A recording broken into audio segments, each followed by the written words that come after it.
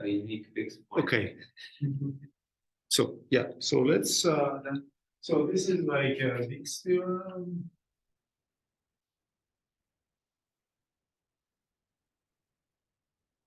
So Wick's theorem, we can just say the original version that Wick discovered, and then for the Gaussian version, we can say Wick-Isserlis theorem. Okay. So we have two theorems, and Wick-Isserlis.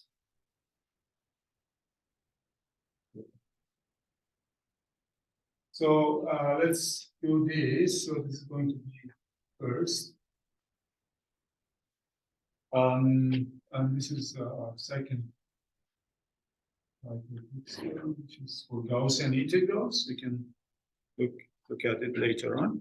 But the original version indeed was done by Wick, Giancarlo Wick, 1950. So this is.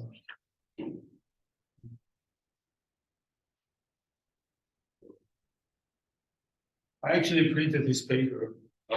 Just today. It's 6 pages and it's quite readable and it's just it's really good.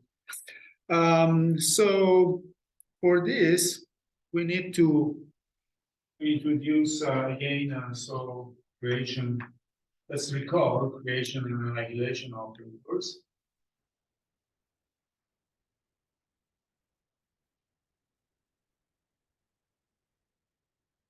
So they can be for n bosons for now.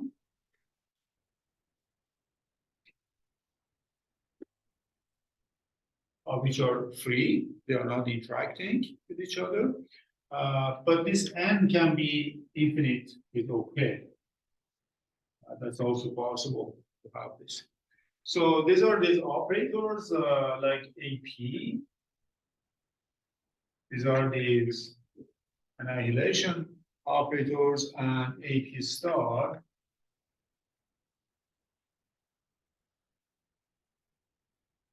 So then we have like operators, they can be to n or can be up to infinity. It doesn't matter. So maybe I'll just put n here. So but then in infinity is possible, right? Okay, so they satisfy this relation that we know. So they satisfy these relations. So AP AQ minus is, I mean, the commute is equal to AQ AP. If, for all P and Q, no? And then AP AQ star equal to AQ star AP if P is different from Q. If they are different, they also commute. But then the commutator of AP and AP star is equal to 1. And finally, AQs also commute with each other, different AQs. AQ stars, I mean, so I'm saying AP star, a Q star is equal to a Q star, a P. Now this is for all PQ. So basically, they all commute except for this one, which is the version of canonical commutation relations that we discussed this lecture. But this is the version. Okay, so anytime you see operators given like some generators and relations, of course, the first question is such things, does it even exist or not? So I give you 2 settings where you can construct these operators. They are, you can see that they actually exist. So here is example. So let's take B. You just polynomials like in n variables. So for now, I'm just taking, we can take n to be finite. Polynomials in n variables, x1, xn. And then let's define a P to be the differentiation with respect to XP, dxP. Obviously, this is an operator acting on V, takes a polynomial and turns it into another polynomial. And let's define a P star to be the multiplication by X cubed. So, oh, sorry, XP. So in other words, AP star of F is equal to XP. Okay, so then you can check that these relations are satisfied. That's clear. We can check it. I mean, this is a kind of algebraic Schrodinger representation. Probably it's just algebraic, but that's okay. Algebraic Schrodinger.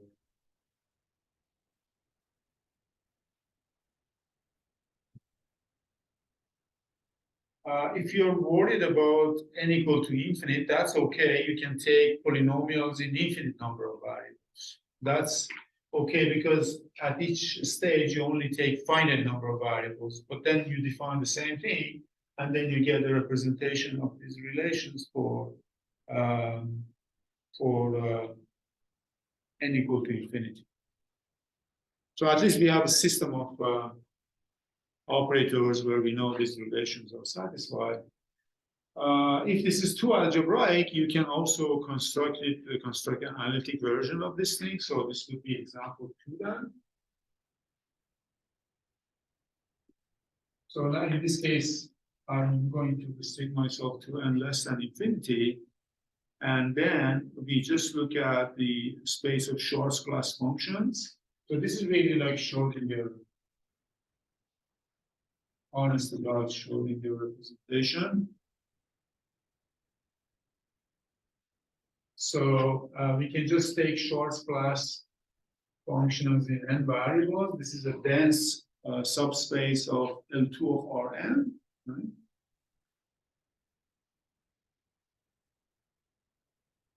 Then these APs are exactly the same as before. So AP is dxP, and AQ is just XQ multiplication. And again, satisfy this. So this is closer to quantum mechanics because it's in L2 context. And obviously, we cannot extend these operators to the whole L2 space because these are unbounded operators. So the best you can do, they are defined on some dense subspace. So this is just, for information, this is just bosonic. If you want, you can also define fermionic creation and annihilation operators. So just let me put them aside. I mean, I'm not going to work on this today, but aside is there's also fermionic creation and annihilation operators.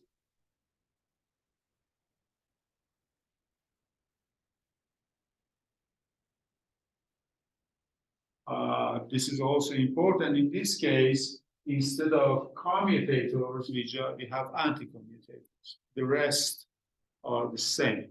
So we have this relation AP, a Q star is equal to delta Q. Well, this is the anti-commutator for Q star plus Q.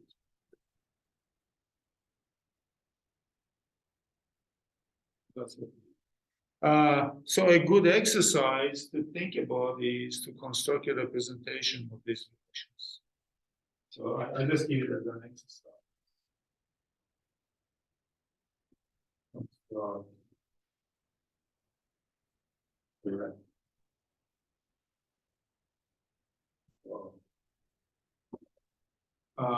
Relations.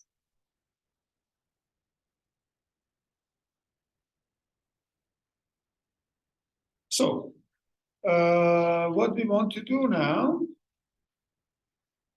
we now I want to define something called normal ordering. This is something I discussed last time, but now we're going to use it, and it comes into the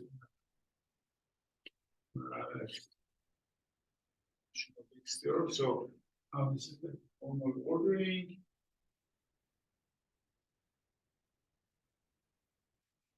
So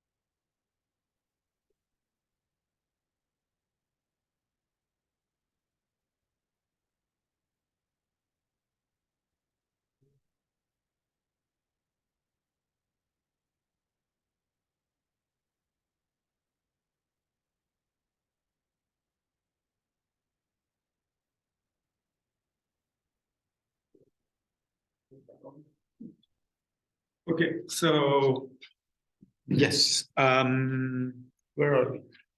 Right, so normal ordering we were discussing.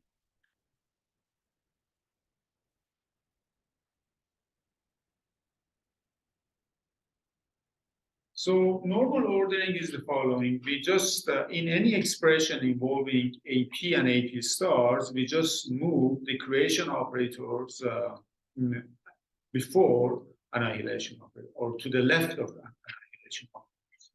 So in any expression in AP star is Q's, move AP stars to the left of AQ star, otherwise preserve the order. So this is a bit, you have to be careful in how you define it, but I'll give some examples. Move AP stars to the left of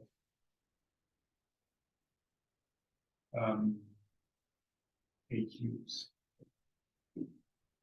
So here, example, and so this is notation. So for example, here is AQ star AQ. The normal ordering of this is already in normal order, so we don't have to change anything. So this is AQ star AQ. But if you want AQ AP star, this is AP star AQ.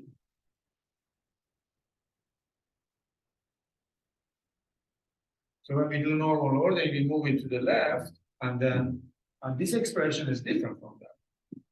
In general, P and Q commute, they are the same. P is different from Q, they are the same. But if P and Q are the same, they're not the same as, you know. And so, for example, then something like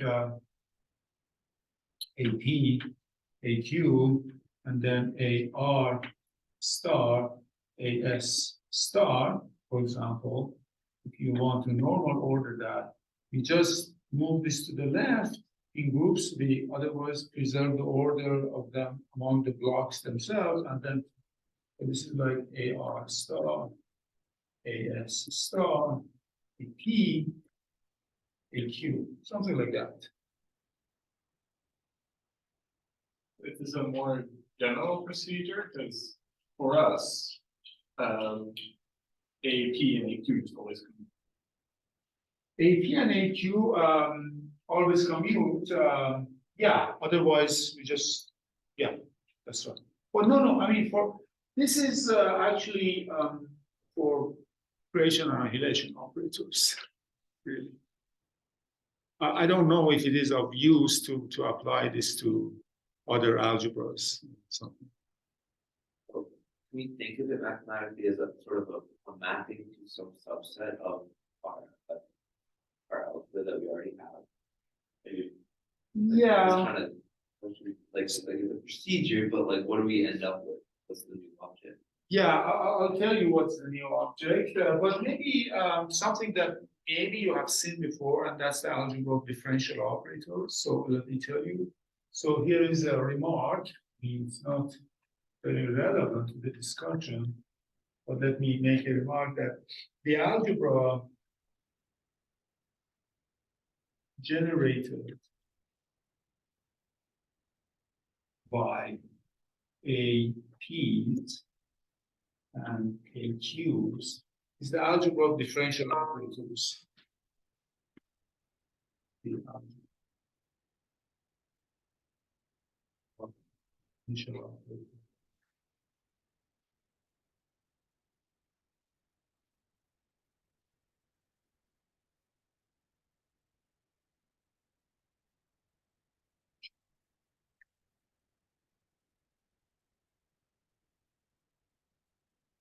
Operators with polynomial coefficients.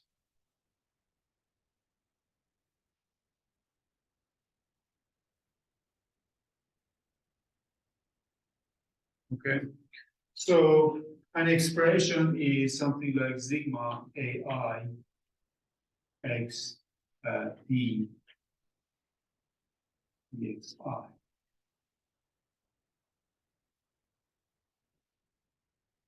Such things. X is a multi-variable, x1, xn, and these are the multi-differentiation. And you can see that these are the creation operators and these are the annihilation operators. They annihilate. When you differentiate, you annihilate things. When you multiply by x, you create things. And that sort of suggests why normal ordering is defined the way it is. Because usually when we think of differential operators, we are thinking of x's before partial derivatives. Nobody usually thinks of dx y as a differential operator, although it is a differential operator, but you can switch. In this case, actually, this is equal to y dx. As you know, but in general, dx x, you want to write it in a different form as x dx plus something here.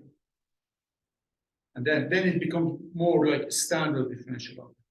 So normal ordering is like writing a differential expression involving x's and partial derivatives in the standard form. But that's just the algebra. That does not justify its meaning or its use in physics. Use in physics is, as we showed last time, it makes some expressions that are infinite finite. Okay, so that's one thing. Any questions? Right. The algorithm generated by the APs and AQs. Should that be APs and AQ stars? Which one? One of them. Over here? No, in the remark. Remark algebra generated by APs and creations. AQ stars. Yes, Yeah. yes. AQ stars, exactly. Yeah. Very good. Yeah. Okay. So we're good. Now let me define kind of because we are in general case, define the vacuum now. For vacuum vector. For vacuum. So it's a vector that's killed by all annihilators.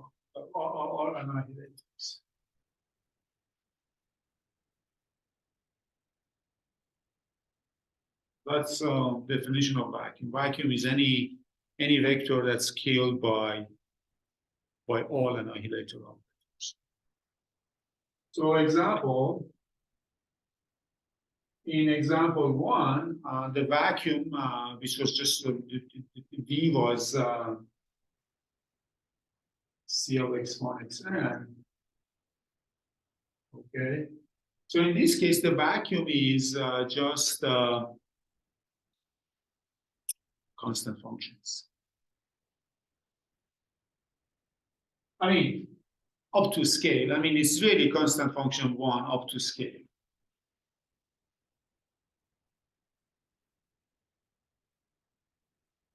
Oh, I noticed I made a mistake. Inflation and annihilation of the definition of inflation in the Schwartz function case. I'll correct it now. So this is okay, right? This we can see, and that's essentially unique up to normalization. So that's this. So example 2, when we have B is Schwartz class functions inside the 2. And I made a mistake actually in my example. You see, in last lecture, I defined creation and annihilation operators in this case differently. So you see, AP should be 1 over root 2 d dxp plus xp. That should be AP. And AP star should be 1 over root 2, well, I mean, minus d dxp plus xp. So please correct your notes in my second example before. So okay, so now in this case, obviously, what is the vacuum? So it's the Gaussian, but up to some scale is unique then. So, so basically, it's e to the, I mean, some normalization, e to the minus 1/2 normal. So this is the Gaussian.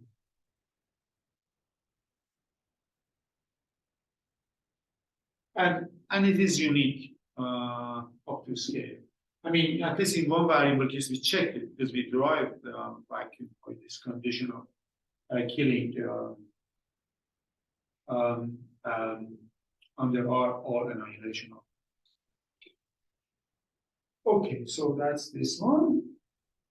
Are representations guaranteed to have vacuum vectors, or The good, no, but good representations that you want to work with, they must have vacuum vectors. And usually the classifications of representations starts with assuming that there is a vacuum vector. But usually though, we don't know what it looks like. No. But does it behave like a Gaussian in some ways? In general, or is there something? I mean, in this example, in these single examples, it looks like Gaussian, but in general, I don't know what happens to it. Yeah.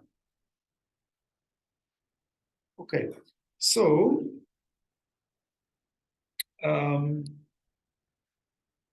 yeah, so now let's recall another definition is expectation values.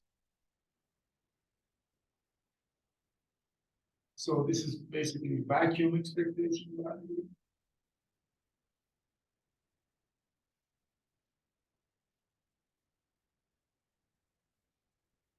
So if you have an operator or observable T, then its vacuum expectation value is this one.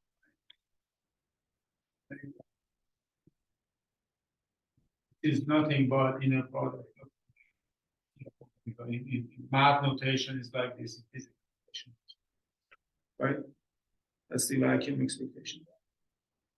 Now, one thing which is pretty good about normal ordering is that the vacuum expectation values in any expression that's normally ordered is 0. So this is something to note. If T is equal to normal order,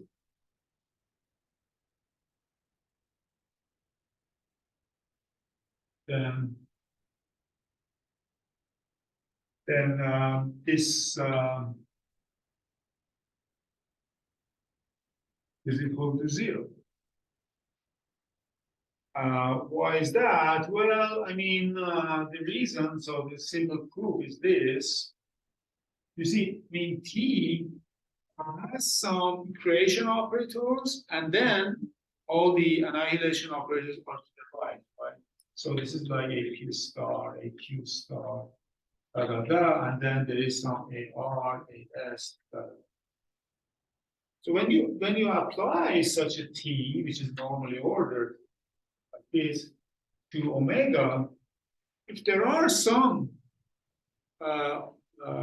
annihilation operators on the right, certainly kills that omega, and then if there aren't, there must be something, some creation operators on the left. Then now what happens with that? That's also, see, you can write omega is a P star, whatever it is, I don't care. Omega, that's really is equal to A omega, and then we have got. Okay, so then it's like the Q star. Again, this is equal to 0. So that's the logic for this. I mean, reason for this observation that if your operator T is normally ordered, then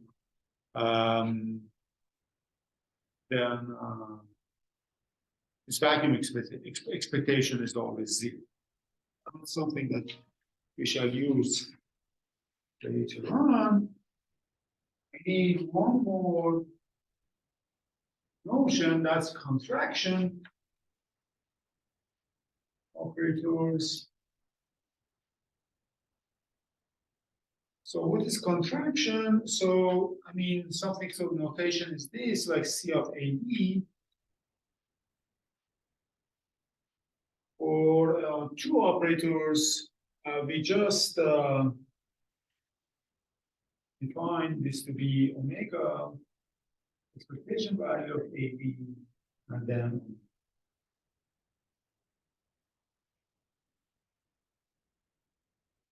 that's called contraction.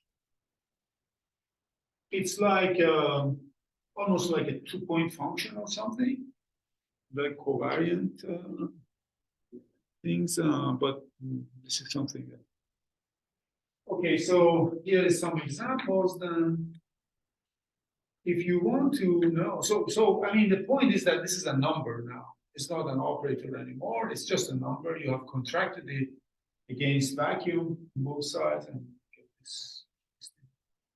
So, for example, if you want to know what is a Q star, a Q, you can write this. Well, we know that this is omega AP. AQ star, I'm sorry. AP, AQ star. That's omega of AP, AQ star. But then I can just subtract AQ star AP, and then, you see, I'm allowed to do that because AP kills omega. So this extra term doesn't contribute, but it's good for me because I can write this as omega and then a P and a Q star omega, and I know that this is delta PQ times identity.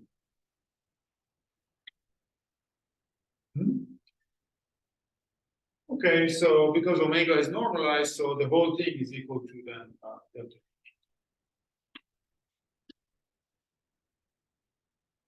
This is a simple but very important calculation, actually.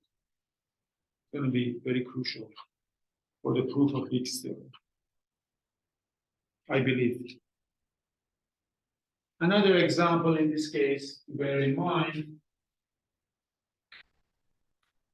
is C of a P star AQ, of course, is 0. This is already used.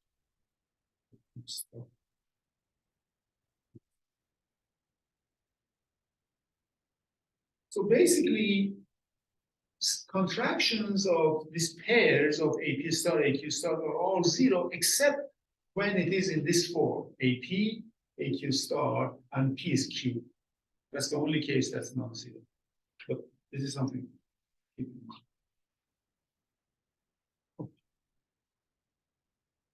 Now, we can define now a more kind of elaborate kind of contractions in the following way. So, maybe here I just write more elaborate contractions. So there are different notations in textbooks about this operation I'm going to define. You may see it in different forms, but let me just, for example, you have A, B, C, D, and then we just take this. What does that mean? It really means this is equal to contraction of these two vectors B, C, I mean two operators B and C, and then take the normal product, normal order of the product. And if you want to know, for example, what is A, B, C, D, these two contracted, obviously this is going to be equal to, by definition, C of A, B, C. Oh, normalized. It's normal order BC. But you don't have to stop at 4. You can take 5, 6, whatever. So A, B, C, D.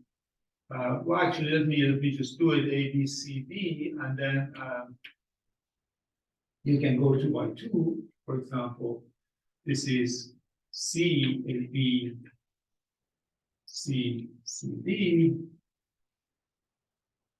If you want A, B, C, D,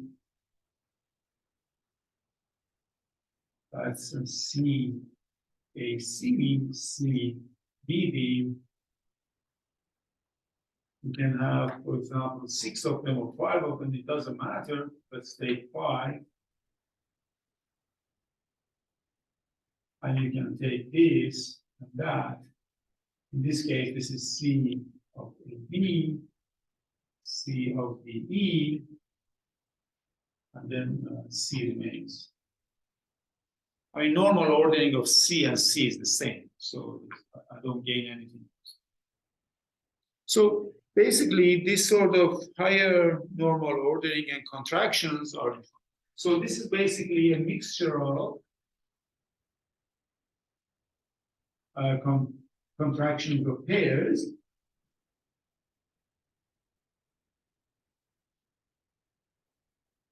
Plus normal orderings.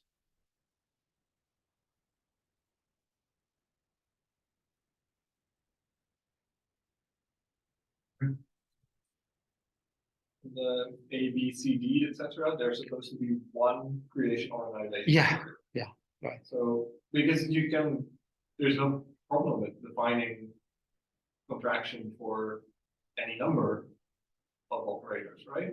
There is no problem, right. But we just don't end up. We end up using pairing. So you just use it. Okay. So yeah. Okay. So I think the idea is the following: that these APs and AP stars, they generate the algebra of operators. I mentioned it last time. Basically, any operator that you want to work in your theory with it, then it can be written in terms of these operators. I mean, products and sums of these things, basically. That's the kind of algebraic basis for these things. So people give these things notations. For example, they call this C12, C34, and then things like that. But I just write it. Okay, so now the idea of normal ordering is that any products of creation and annihilation operators can be written as a sum of normally ordered operators. That's the idea. So basically, that's the idea of Wick's theorem. So let me write it. An infinite sum? Huh? An infinite sum? If you're brave enough, yeah, we can work with infinite sums also, but let's do it for finite. Okay, I'm just, Yeah. because like, are the sums that you can write in terms of necessarily finite? For this proof, actually, they're going to be finite. Okay, But maybe we can also extend it to the infinite. okay. You have to see. Yeah. Maybe you'll follow the proof and see that maybe Okay, yeah. not much involved in extending. So the idea of Wick's theorem is the following.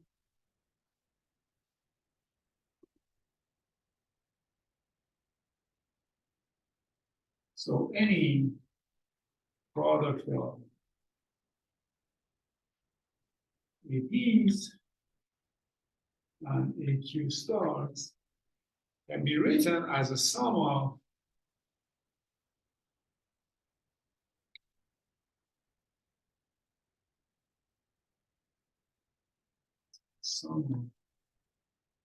normally ordered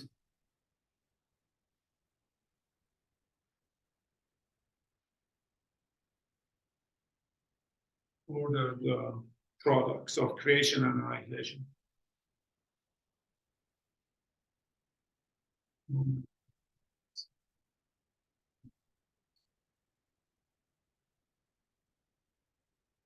I mean, this is like a rough idea, right? There's a kind of intuition behind it. But now let me just give you the actual thing. So, for example, what happens for 4? So here is an example. A, B, C, D. You can write it as, first, you can go on and normally order the whole thing.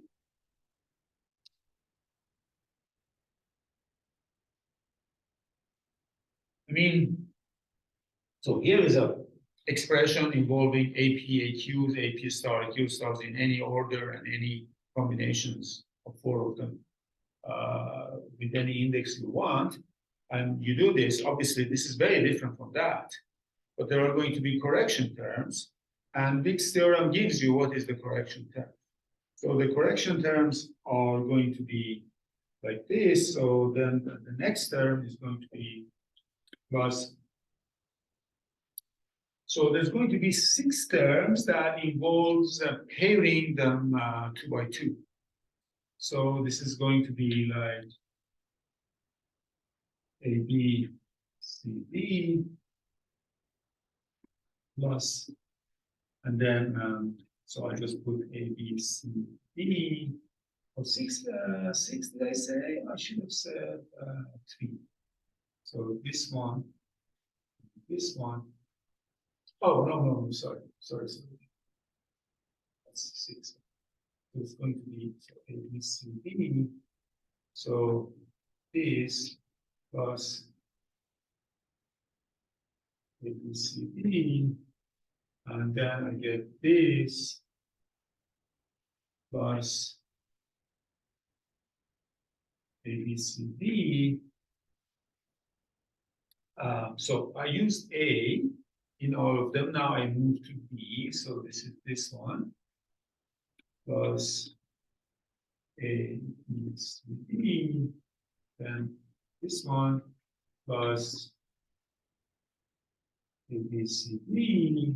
It's 1, 2, 3, 4, 5, 6 terms. But that's not it. The next one is going to be, we are using 2 pairs each time. So this is now A, B, C, D. That's what I was going to do. Plus A, B, C, D. This one plus plus yeah, A, B, C, D, and then this. And obviously, the next one is going to be all of them.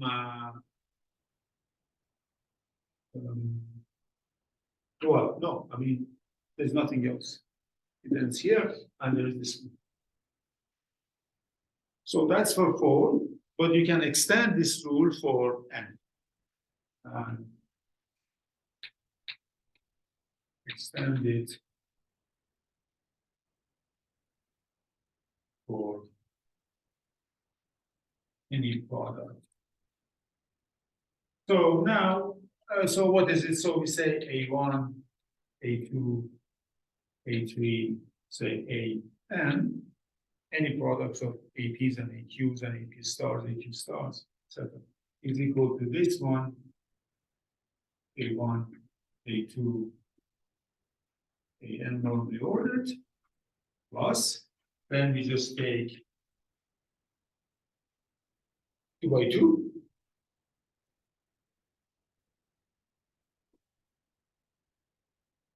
And then we take, next one, we take 2 of them, A1, A2, A3, A4,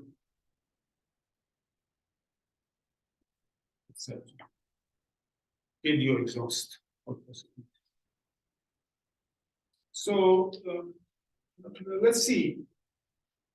This, when you calculate this contraction, you get a number, and then you multiply by normally ordered products.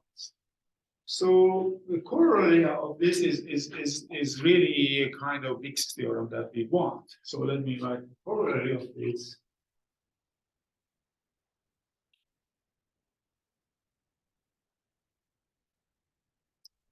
Corollary. That's the kind of most important corollary of Wick's theorem for us. That if you want to compute vacuum expectation values,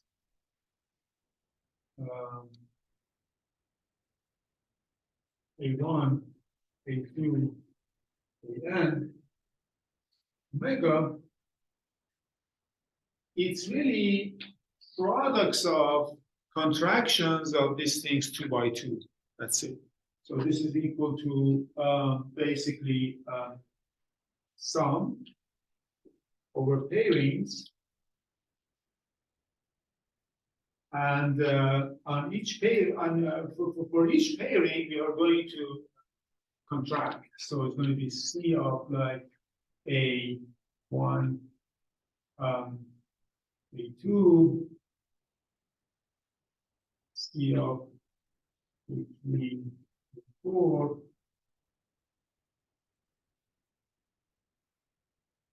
right, plus C of A1, A3, C of A2, A4, etc. So it's not a very optimal notation, I agree, but let me write more precisely. If you want to compute, for example, expectation value of A1, A2, A3, A4, right? Basically, I mean, these contractions are basically nothing but expectation values. So this is just omega A1, A2, omega A3, A4, plus omega A1, A3, omega A2, A4, omega plus omega, then A1, A4.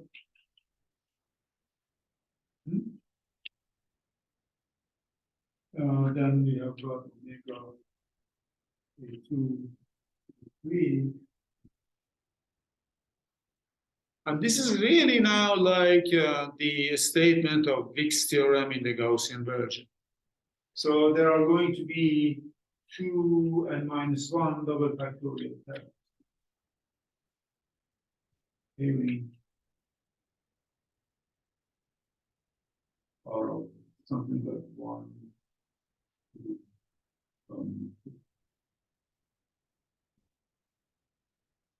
Okay, so how can we prove this corollary using Wick's theorem?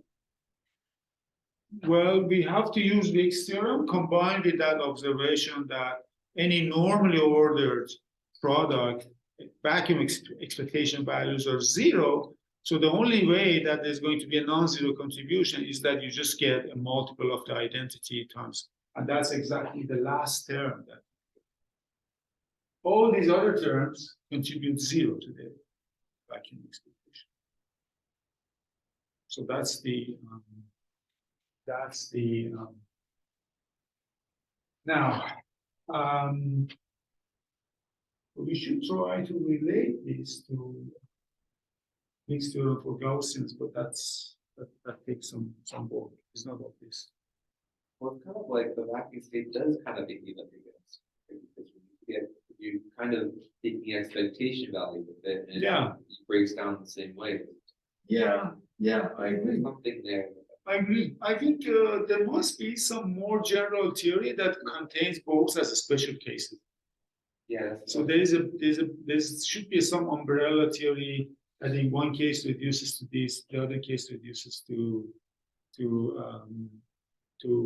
the case of Wick's theorem for Gaussians, but I still don't see how this might be. Just don't know how to figure it out, huh? There's just with operators too, and there's no integrals. Yeah, here, although I mean these inner products, basically they are Yeah. integrations. Yeah. And this omega is some sort of Gaussian. So yeah. There is something going on. Yeah. So let me give you quickly the idea of proof of this. So the proof is going to be combinatorial, but the idea is not so bad. The idea is that so what you do when you put things in normal order, you move stars to the left of non-star terms, and you can do that without any difficulty, except when something like AP star has to move across AP. That's the only case that you have to make some corrections. Otherwise, they just move to the left, right? So let me now write it like this. Are there any good questions? Okay, so let me now just maybe. I mean, I don't have any use for this now. I don't know. In our work, we never use it in this version. But this is what they use in also in quantum field theory quite a bit when they want to work with creation and annihilation. Not in the path integral approach, but in canonical quantization. So they use really operators, not path integrals. This is so idea of proof of Wick.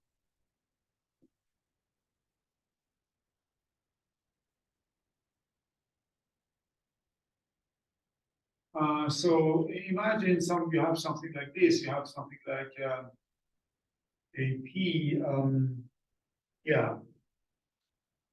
AQ star, and then something like PQ and then PQR, for example, something like that. So what happens? Well, you can just write this as AP, and then you can just say this is AQ star minus AQ star AQ plus AQ star AQ, and then times AR, right? Add and subtract to create some sort of term over there, which is commutator. Then this is AQ star plus AQ star AQ AR. Now, this term, of course, this is just one. So this term is one, but I can say this is also contraction of AQ and AQ star. So I can just write it as contraction of AQ star, and then AR plus here I've got AP and then AQ star, AQ AR.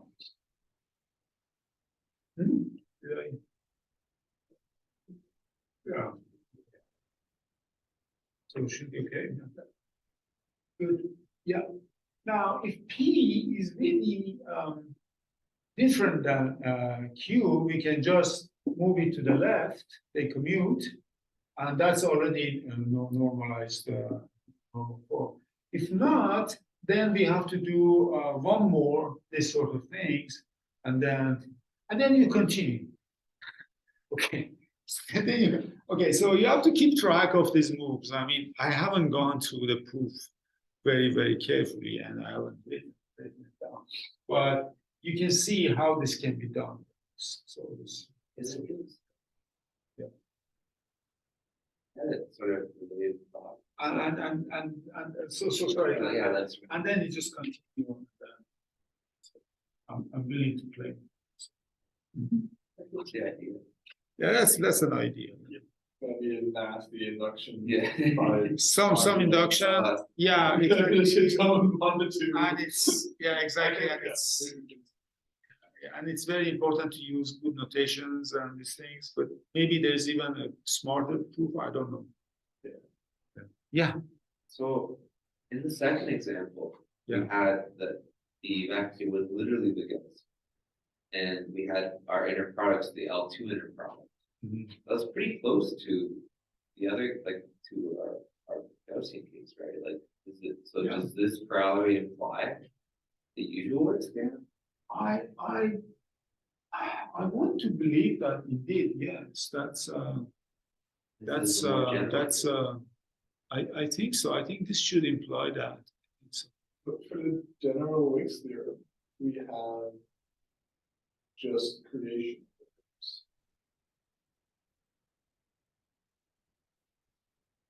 You mean for the Gaussians? Yeah, sorry, for the Wick-Isserlis, for the Okay, Gaussian. but it might imply more. But if you apply that for just creation. Yeah, but this Wick's theorem says nothing if you just create. Oh yeah, because all your contractions is a good point. Yeah. Yeah, but It's so similar. Yeah, It's like eerie. they are really like because at the end you're summing over all pairings, and you get this sort of thing. So Really, your 2-point function. yeah, these are the Contractions are just 2 points. Yeah, this contraction. Yeah. In a way, this is more powerful because it also gives you the expression before evaluating on vacuum. Yeah. It tells you what's the whole picture. And then when you evaluate, you get a lot of zeros. But before, it's like somehow this is, while in the other case, we just integrate. So here is like all the boundary terms are also there. So I don't know. But I can just, if you give me maybe 5 minutes, I can just write this case of related to that, hopefully. So let's see.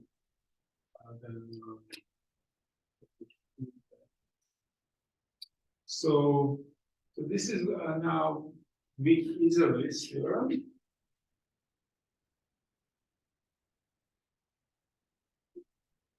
I'm pretty sure Wick never wrote this version, but it's attributed to Wick. It means that it's really the same.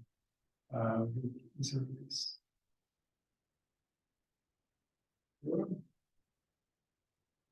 Okay, again, so now in this case, so Isserlis, I believe, was this was around 1916, but Wick was 1950, as I said. So let's assume A is a positive definite matrix.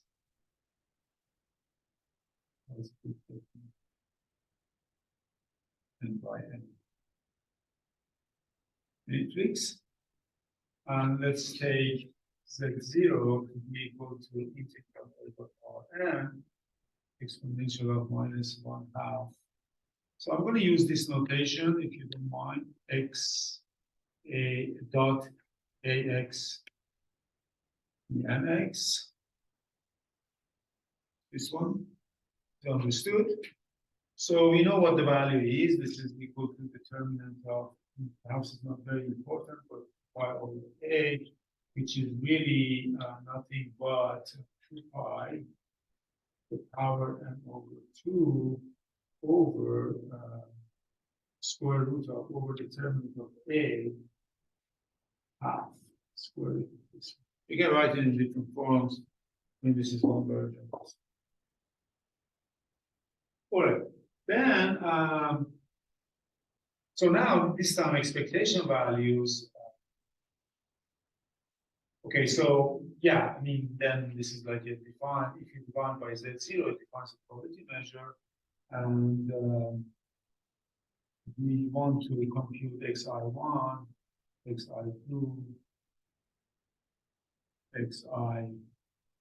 xik, which is by definition equal to 1 over Z0 integral over Rn, xi1, xik, sorry, exponential of minus 1/2 x dot ax dx.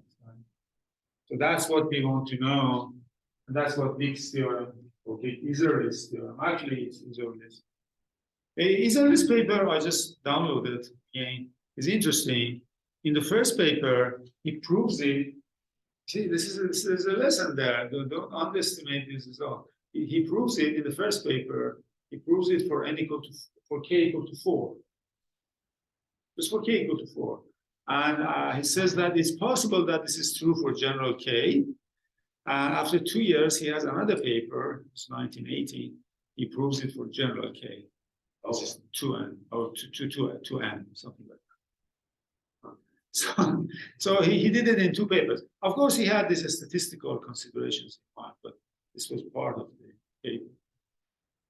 Anyhow, so that's kind of fun to look at those old papers. So anyhow, so what is that?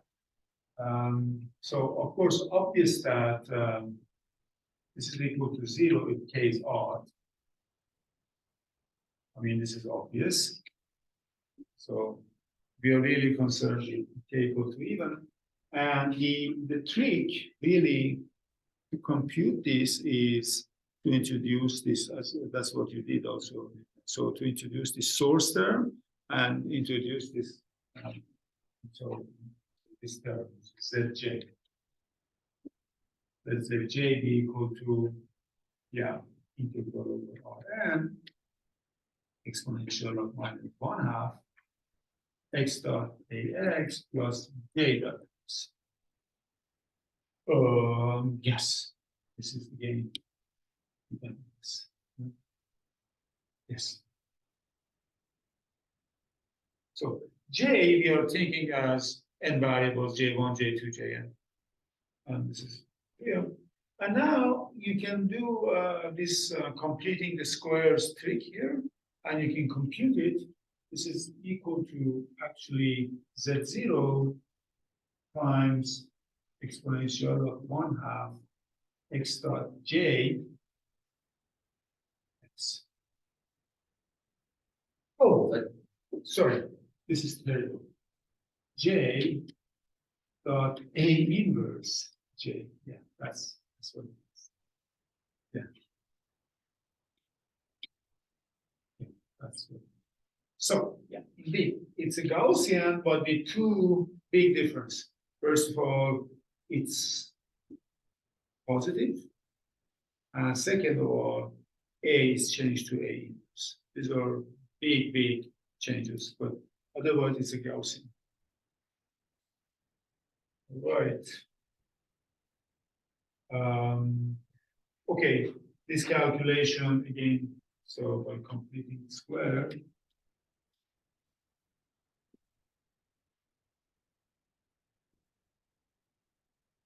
do it. Okay. Now, of course, the thing that we want to compute, now you can see that is partial derivatives of this Zj. That's the idea.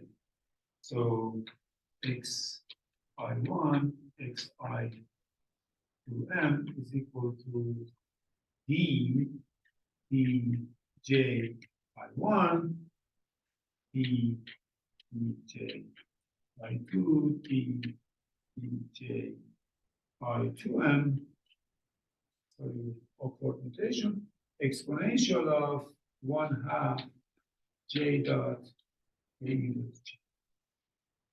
Okay? Okay. So let's look at a simple case, just one example. So in the simplest case, of course, m equal to 1. We want to compute something like, in this case, xi, xj. With setting j is equal to 2. Oh, yes, absolutely. We have to get rid of the integral at the end, j. Thank you. Very good. And this is j. Okay, now we can expand this term. It's an infinite series. And you see that the only term that contributes is the term that has degree 2m, because we are taking partial derivatives of order 2m. If we are less than degree 2m, then you just kill. If we are bigger than degree 2m, then there is some leftover, and then you put j equal to 0, it kills. So the only term that contributes is the term of order 2m here, which is one of the terms of the infinite expansion. In this case, actually, this is equal to d dji dt dj, right? And then the term of order 2, which is going to be equal to, well, just, yeah, 1/2 j a inverse j. It's just that. Now, of course, this is equal to d dji d dj, and 1/2 sigma jk, also jp, jq, the inverse pq, and then pq from 1 to n.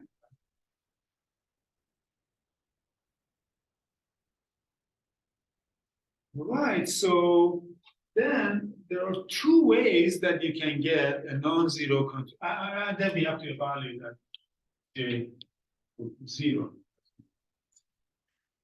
Then there are two ways you can get contribution of ji and jj. Either p is I, q is j, or the other way around. And because the matrix is symmetric, this is the common term. So this is, in other words, I can write it as ji, okay, so sorry, a inverse ij plus a inverse ji. So that's equal to inverse. So the covariance matrix is the inverse matrix of A. So far this shows the covariance matrix. So the matrix of covariances 2 by 2 moments, product moments, is A inverse matrix. Covariance matrix.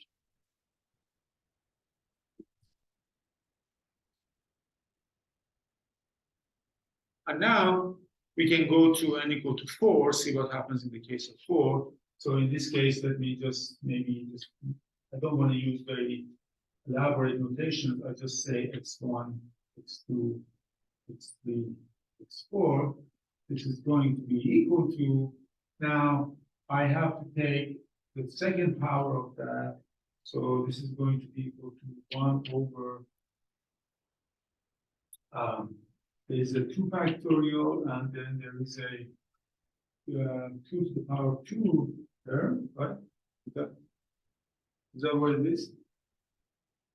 And then I have to take j, an inverse j to the power 2. Oh, I have to put these things also here. Sorry. D.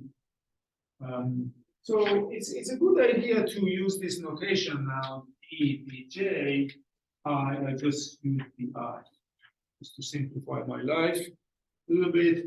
So I get this is equal to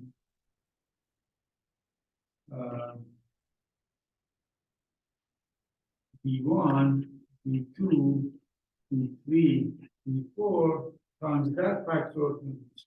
So let's try to do this. See what happens. It's kind of.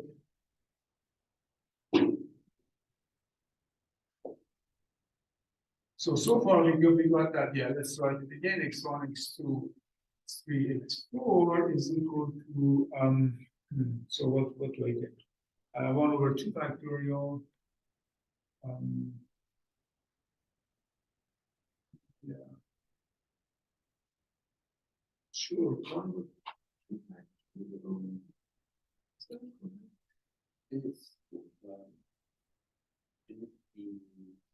I've got this term, 2 to the power 2, and then 2 factorial. I think it's right. Yeah, in this case, it's okay.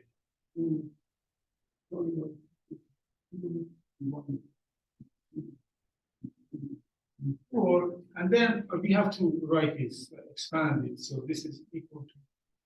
So yeah, okay. So then I don't have any logic. So GI, GJ, GK, GL, I, J, K, L from 1 up to N, and then I've got A inverse, IJ, A inverse, AL, right? So we have this sort of communication. Okay. So how we are going to, so from what kind of terms we are going to get a non-zero contribution? Because some of these things, okay, I have fixed, I'm really working on these 4 indices only, X1, X2, X3, and X4. Indices 1, 2, 3, 4 indices. So the only way we are going to get a non-zero contribution is that,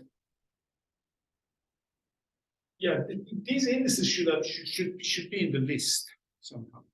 This list, but we can reorder and get the same contribution because the product is commutative and here. So how to say this? I mean, so I've got 1 over 2 factorial 2 power 2. So I can just write something like A inverse here,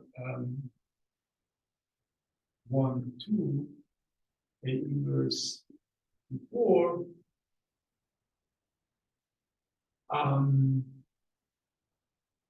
So let's see.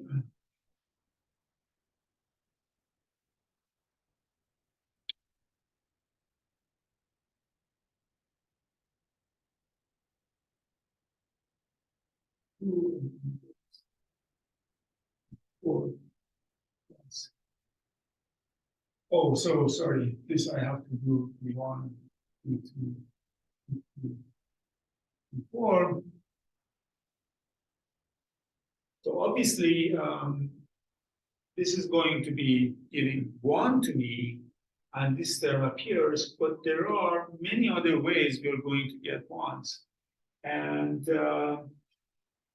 so in general, what's going to happen is that we're going to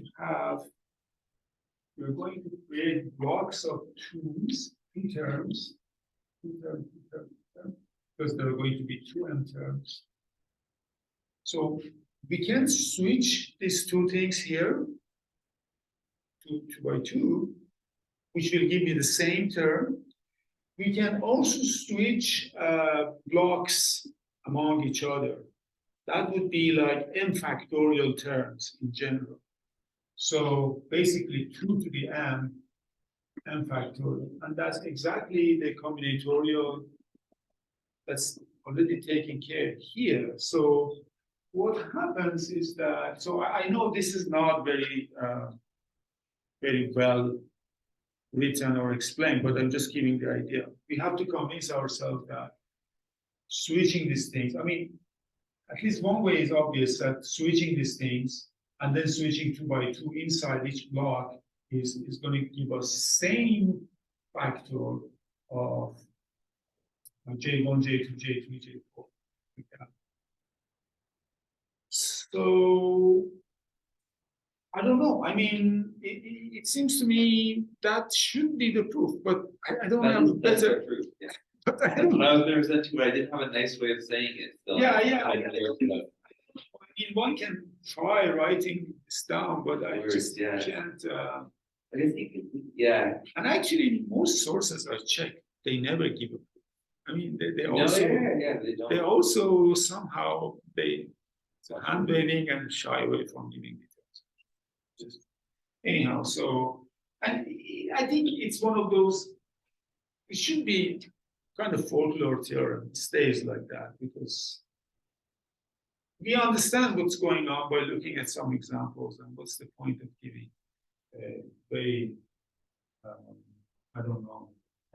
So I mean, in this case, it's going to be A inverse 1 to A inverse 3, 4 plus A inverse 1, 3, A inverse 2, 4 plus A inverse 1, 4, A inverse 2, 2, as we know, of course. That's the result. And this is very much like the old, the original Wick's theorem, but what's the exact thing, relation? I don't know. I think there must be a much more general theory that covers both special cases, but I really don't know. Question?